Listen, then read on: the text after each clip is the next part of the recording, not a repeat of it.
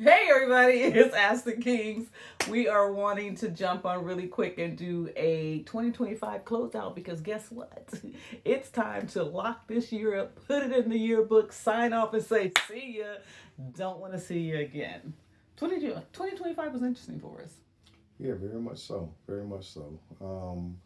Just kind of remind us that life doesn't move in straight lines. You know what I mean? So nothing's the planets and the stars don't always align. So with that, and that's why we kind of always talk about things with marriage and faith, partnership on Ask the Kings. And this year we kind of had some lessons to close out the year. To No, close out the actually, year. to start the To year start the and year close out the and year. close it out. Yeah. Um, uh, One thing that actually happened was we actually had a call for Shirley's brother. Um, he's in San Diego, California, and basically gave him 4 to 6 months to live. Wow, so now that's when that faith has to be strong, and you really have to believe, and something like that, just not wasn't ready for it. You're not ready for it, not prepared for it.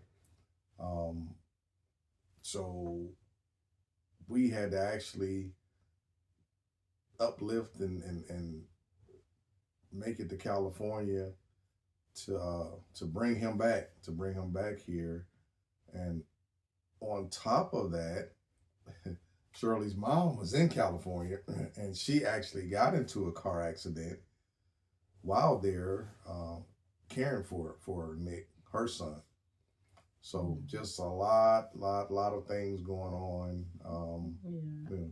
I would say 2025 started off kind of, well, didn't start off heavy for us, but slightly after my birthday, because you guys know my birthday is January 13th, so you know that's coming up. Hey, how you doing? Happy birthday to me in advance. So, yes, so shortly after my birthday for this year in 2025, as Vincent said, we got that call, and it was heavy. But we showed up. We supported each other. That's what we're here for, to support family. And as Vincent said, while we got the bad news about my brother and we were down there tending to him, my mother was in that car accident. So I found myself taking care of family away from home.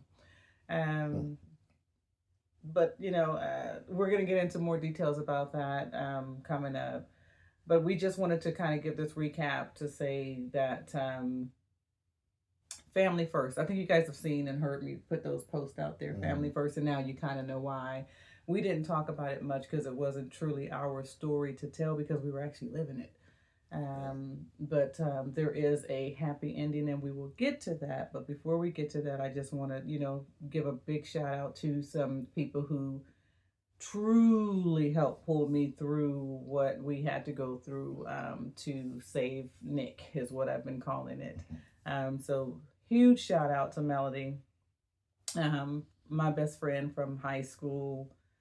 Girl, I couldn't have did it without you. There's absolutely no way I could have done that without you. I literally stayed with her for over 3 weeks in California. Unexpectedly, last minute, saying, "Hey, this is what's happening, and I don't even know what I'm doing, but I'll be there." And huge, huge, huge shout out and love goes out to Sonia. Yeah. Girl, it goes without saying, because you've been through something similar and was able to help us and walk us through it. I think that's what gave us a different outcome than what most people expected. So much love goes out to Sonia, my cousin in California. For those of you who know her, it's also Muff. There's a story behind that too. But the two of those ladies really helped me out a huge, a lot. I mean, I can't say there would have probably been a different outcome for me mentally if I were not able to lean on them for guidance and support. So, love you guys, miss you guys. You guys know we'll be seeing you in 2026. It's gonna be under different circumstances. So when I come this time, I'm coming just for me. But we'll see you guys about that real soon. But it was it wasn't all, in the midst of everything, we were able to try and find each other and still stay connected. We continued our swing out classes. Yeah. We do swing out a couple times a week. Yes. We fell behind because, like I said, I was gone for like almost a month in February and March. That's funny. I think I flew back in on April Fool's Day, which we were like, okay, this has to be a life joke. In the midst of that, so yes, we got to do the swing out lessons with Jerry Palmer and Roz Loves the Glam at AOM Dance Studio in Dallas. And then we also got a chance to do a couple of weekend getaway trips just to kind of regroup and refocus and focus on our relationship for a little bit. We took a trip to DC. DC, yeah, went to DC. Went to was that actually a retirement? Yes. One of my classmates, Catherine, she retired from the government. So we actually went down there and supported her and had a good time. Visited a couple things in DC. I know, of course, the monument. I got it.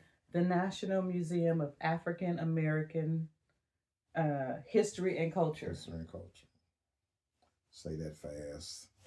Yes, and then we went to. But you need literally like a whole day for that. That situation there. We were in there probably 3 hours. 3 hours, yeah. But you literally need a whole day. It's so much to see and so much to take in. So we got to do that again. For sure. It was a good reminder of some things too. So if you're in the area, I know there's a lot going on. What we can say is we did not experience what some of the things you see on the media as far as the security and things like that. We were able to walk about and travel freely, and we enjoyed ourselves. So we will definitely. We actually saw 3 gentlemen in National Guards toward the end. Yeah, but they were. Yes. Yeah, they weren't minding my business, and I wasn't minding theirs.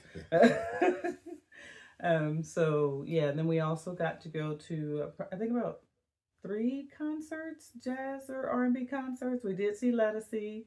We saw not Tony Braxton, but I will be wanting to go see Tony Braxton. We saw Tamar Braxton this year. Tamar Braxton, yeah. Lettucey, what's your guy? Kevin Ross. Kevin Ross, yeah, we saw Kevin Ross. We saw the other concert with John B. and all those old school artists. We saw that one. Yeah.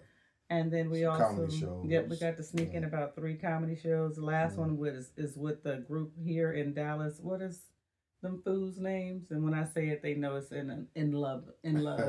DLS. I think Comedian Q. It's the Rat Pack. The Rat Pack. Yeah, the Rat Pack. If you guys haven't seen their show, you gotta get out and see their show. Love it. And the timing was perfect because we needed some laughter in our life. And then we also got to just do some staycations because sometimes that's the only thing we could do. But again, because we were there supporting family, unexpectedly showing up, which was a part of our 2025. But the miracle in that story is coming soon. Yeah, so the gift in that is we literally flew there Christmas Eve. Isn't that wild? Look at the blessing in that. So Christmas Eve, we flew out at 6 something that morning. Mm-hmm. Got to California, got a few things, got Nick checked out of hospice, and literally the nurse said that he was her first patient to leave that didn't pass away. Yeah. So that was kind of heart-wrenching right there just to hear that. So she really enjoyed Nick, and it was just a miracle. She said he was literally in there answering doors and letting people in, and they thought he worked there. She's like, no, that's my patient. So he literally did a 360 while he was there. So so we flew back literally. We pretty much did a Christmas holiday turnaround. We flew out of Dallas on Christmas Eve, 6 a.m. To San Diego, California, and we actually flew back into Dallas from San Diego at 6 a.m. on Christmas Day. So we were busy. Mom got her son home for Christmas. probably the best Christmas gift she's ever gotten, and we enjoyed being a part of that and helping Nick see a different side of life. And like I said, I'm not going to go into that one because y'all are not going to have me here crying. But there is a story behind that. At first, remember, I kept saying it's not my story to tell, but it is my story to share because and I'm saying I not to be selfish, but we played a huge part in that. And for all those caregivers out there, I understand now. I truly understand what it feels like to be a caregiver for a family member. And my heart goes out to all the doctors, and nurses, and caregivers. If you know someone who is taking care of someone who is on hospice, or someone who has a terminal illness, or someone who's just living with an illness, please give them grace and space to vent, to share, to cry, to be joyful, to do all of that. I know people always say, what can I do for you? What can I do for you? And you don't have an answer. So send some flowers, send a dinner so that they don't have to cook. Send them a gift certificate to just go out somewhere to be by themselves, either get a massage or go eat. We don't know always what to say, what you can do for us, but if you send something or do something, it will be greatly appreciated because we just don't know what to say in that moment. So I'm saying it from what I was able to witness and go through is receiving the dinner so that I didn't have to cook. Thanks, Sonia. Receiving the cards and the reminders that I'm doing my best. Thank you, Melody. And also for Tracy, my sister, who would just, cook and send us something to eat just because she knew we were wore out.